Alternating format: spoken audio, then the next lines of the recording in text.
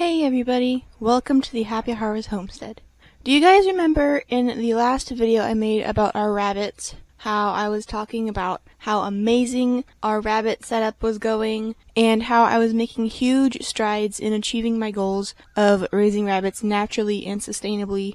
I used the metaphor of 3 holes.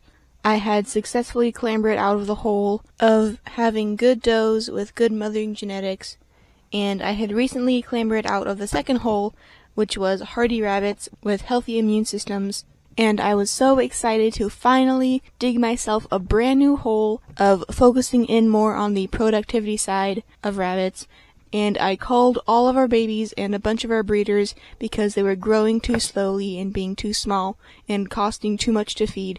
And the end of the video finished with our 3 best does and our brand new high-quality buck, alive in the colony, taking a break for the summer, and I was full of hope and excitement for the future of having really high-quality, fast-growing, healthy babies born in the fall, and everything was going to be amazing. Well, if you are looking at the screen right now, you may notice that we only have 3 rabbits in the colony currently, and none of them are looking in very good shape. Acrobat, Jezzalia, and Adelvice are all still alive, but Henry, our buck, who I was so excited for and who I had carefully planned all my future around, all of a sudden took sick and passed away very suddenly. One day he was doing fine, then the next day he was looking kind of skinny, and over the next 4 or 5 days he rapidly lost weight, and one day I found him keeled over and cold and stiff. And then of the 3 remaining rabbits we have, 2 of them are doing okay. Acrobat and Jezzalia are meat mutts who are tough and scrappy and hardy, and while their fast growth is okay and not bad enough for me to cull, it wasn't super good either, but their value really lies in their amazing hardiness genetics and good mothering instincts. And Adelvice was supposed to counter that with her really high-quality, fast-growing genetics, but she does have an unknown history with hardiness, unlike Acrobat and Jezzalia, who of course I know them, but I also know their parents and grandparents and great-grandparents. I have owned and bred many of their ancestors, so I know how good of quality they are. Adelvice and Henry were siblings who we got for free as young babies back in January from a friend who was just starting out with rabbits and was too soft-hearted to butcher their babies. And at first I was just going to raise them up and butcher them myself, but after seeing how fast they were growing and seeing the potential, I decided to keep them on and see how they did, and obviously, up until recently, they did really good. We put them on our strange diet, and we put them in a colony with strange bacterias and viruses that they were exposed to, as, you know, natural rabbits are.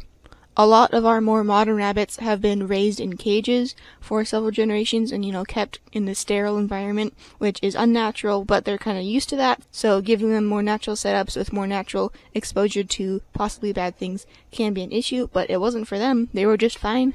Then, when our bout with Pasturella cropped up, I was worried because these rabbits were untried, untested. I didn't know how they were going to do, but they did really well. There was a little bit of sneezing, but no white snot, and they quickly stopped sneezing, and they were just fine. So I was fully confident that they were healthy and hardy, just like our other rabbits were. But I guess they weren't, because Henry is now obviously dead. I am assuming of some sort of parasite, judging by his symptoms. And then Adelvice is looking very skinny, and she hasn't died yet, and she's still acting fairly normal, but she definitely looks terrible.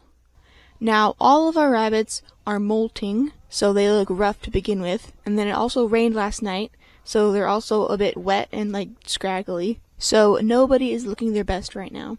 But I can see on Acrobat and Jezzalia that they have round bellies and they have meat to their backs and they're like well-rounded and well-shaped.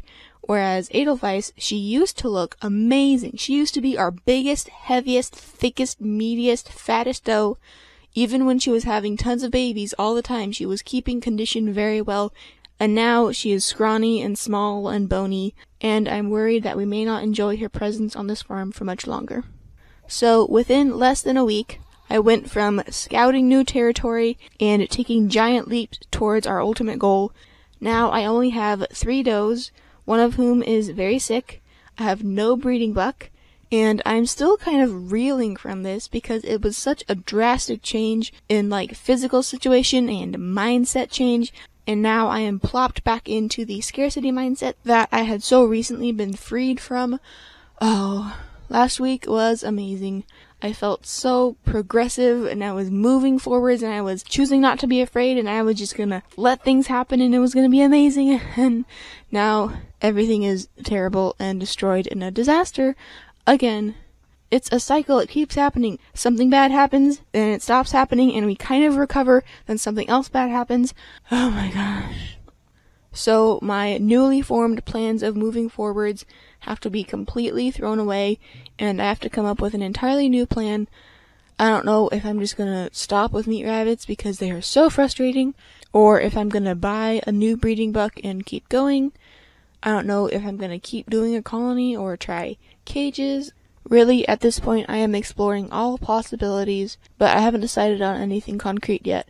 And of course, whenever I do, I will let you know. But I figured I would tell you now that we have problems and let you know what was going on. Thanks for watching.